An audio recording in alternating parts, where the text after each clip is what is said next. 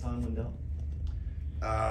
He's been skating lightly here the last few days, and he's getting closer and closer to joining us for practice. So he's progressing. When he comes back, will he be with this group?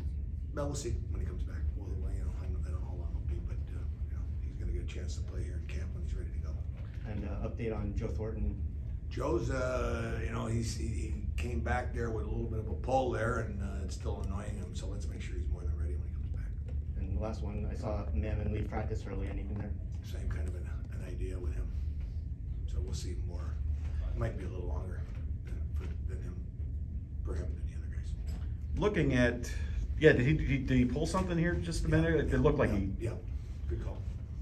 Looking at the groups out there right now, I know you still have a couple weeks before you have to really make some cuts, or 10 days, whatever it is. How much can we read into those groups as far as the battles go? And you can read into it any way we want and look at it like, hey, but it's an opportunity for everybody. A lot of the guys who aren't on the ice today are going to be practicing or playing in a game tomorrow. That still positions themselves to make an impact on their staff, and an opportunity for these guys to get some consideration going along. We've had some injuries here, or a few guys have been missing where we still have to sort out other things along the way. But we still got a lot of guys that could make it tough on us as we go along here. And looking at Mammon, I mean, yeah, we just talked about it the other day, and then a couple guys that we're looking at, that's we got those guys are the ones that are not out here, so it's one of those situations. Well, time. It's like the regular season. These things happen. Yeah. Wanted to ask you a little bit. We've talked about it ad nauseum, but a little bit about that top line of yours. I would think as a coach, it just puts a smile on your face whenever you watch tape of those three guys. They do some good things. I like when they start getting a feel for each other in practice, and I saw progress out there today as far as knowing when to hit a hole or where to throw it to, or little saucer passes or give and goes. It's high-end stuff, and it's the imagination. These guys, it's only going to get more creative as they go along. And they got pace, and they got the puck, and when they don't have it, that's the part that if they do that well, it's could be even better. Yeah, I think it was Verhaeghe the other night said he told Sam, "Hey, you're going to get used to getting these no-look passes for Barkey." Like you said, everybody wants to play with Barkey on this team just because of the stuff he can do. Correct? Oh, absolutely, both ways, and there's a lot of a lot of possession shifts. There's a dangerous off the rush, surprise passes, 5-on-5 PP. A lot of handy things that he can do, and each individual on that line. It's interesting, and we'll see where it goes. I know we have a lot of guys that would love to play in that spot, and and Sam, there's a lot of upside in how where it can take us. And Coach, you mentioned kind of just the evaluation process. What else are you looking for in tomorrow's game in terms of maybe progress from these first two games to game 3? Well, I thought both of the games in game 1 and 2 were both teams played hard, played with pace. There was some purpose to the game as well. I think they're above average in what you're normally accustomed to seeing in the training camp right off the bat. I think you want to see the guys work together with a little bit of a purpose and a little bit of structure. That'll be continue to add as we go along in camp, and what we're expecting.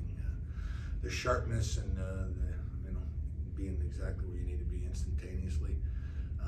So I think for the most part it's been good. I like what we're seeing here with not too many new guys as far as knowing where to go and how to get there quick.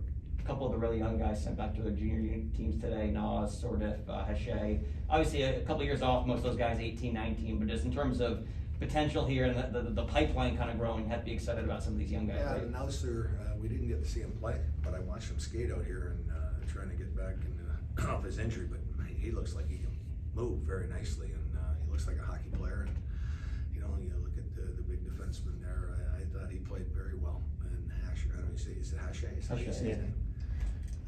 But anyways, I thought he moves well for a bigger guy and that type of a role. He tries to find his way, and he's confident, and he's positionally aware. And we're expecting him to get better and improve with time. But it's got some raw ingredients, and sort of. Up front, I liked his game. Had some pace to the game. Had the puck a lot. Wanted it. I thought it was pretty handy in the rookie games as well. But I thought in the big game, he looked like he wanted to be out there and wanted to play.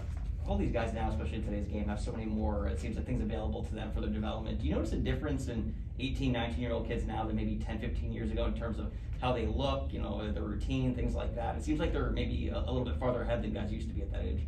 Could be. I know there's the business has gone to a new level as far as the personal trainers that are strictly for skills, strictly for this, strictly for a different part of your game, whether it's shooting or passing or skating, and and certain guys, organizationally we have that role, and there's a couple guys, and they get development with the kids as soon as they come into the system, and an awareness for anybody that's at general watching these guys play. So it's but the guys do put in the workload that's necessary to enhance their conditioning and their strength.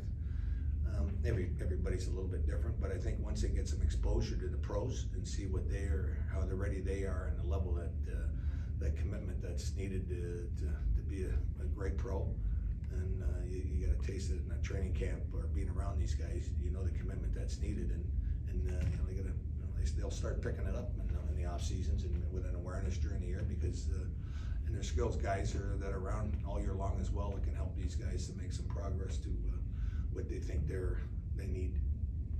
We may not speak to you tomorrow morning. That's the rumor around town. What are you thinking about lineup wise for the game tomorrow? Most of the guys in Coral Springs? A lot of them. A lot of them, okay. Yeah. Who are you gonna throw in net tomorrow? Tomorrow is, I think Gibby's going tomorrow. Okay, so Bob, most of your veterans will stay home, right? Yeah. So it's gonna be a fly, skate, no skate or whatever, but fly tomorrow, For fly. the guys that are playing, just to fly in a game. Fly in a game. Not just a fly, but it's a fly and a game and a fly. Fly, game, fly. Yeah, there you go. Beauty. Yeah, it's a whole shift. Thanks, Thanks. Come back to the bench hard.